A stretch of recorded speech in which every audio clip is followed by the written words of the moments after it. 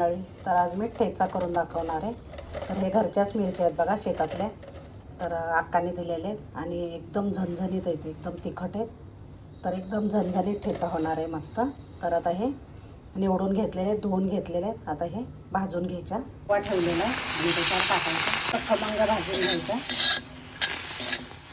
मिरच्यांना डाग पडेपर्यंत भाजायचं मस्त।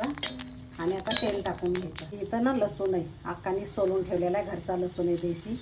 तर ते घ्यायचं भरपूर। तर लसूण पण टाकून घ्यायचा आणि लगेच तेल टाकायचं आणि झाकण ठेवायचं त्याच्यावर आणि बंद करायचा गॅस। आवाज येतोय, आता गॅस बंद केलेला आहे मी। तरी पण वाफेवर मस्त शिजतात ते। 5 मिनिटं झाकण उघडायचं नाही, आता झाकण उघडायचं आणि बघू शकता तुम्ही किती छान झालेलं आहे। गरमच आहे आणखी। तर याच्यामध्ये ना आता कोथिंबीर टाकायची। ही घरचीच कोथिंबीर आहे शेतातली। तर ते पण मी स्वच्छ धुवून वगैरे चिरून घेतलेली।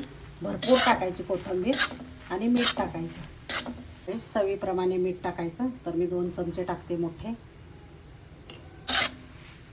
हे खलबत्ता घेतलेला आहे, स्वच्छ धुवून वगैरे घेतला। याच्यामध्येच मी ठेचा करणार आहे। हे बघा छान मस्त वाटून झालेले आता। मस्त ठेचा तयार आहे। त्याच्याबरोबर भाकरी पण खाऊ शकता आणि चपाती पण खाऊ शकता। मी चपाती आहे म्हणून मी चपाती दाखवली। आणि इथं मी भाजी केलेली चवळीची, खूप मस्त झालेले आहे। आणि तुम्हाला जर आवडला माझा व्हिडिओ तर लाईक, शेअर आणि फॉलो करायला विसरू नका। धन्यवाद।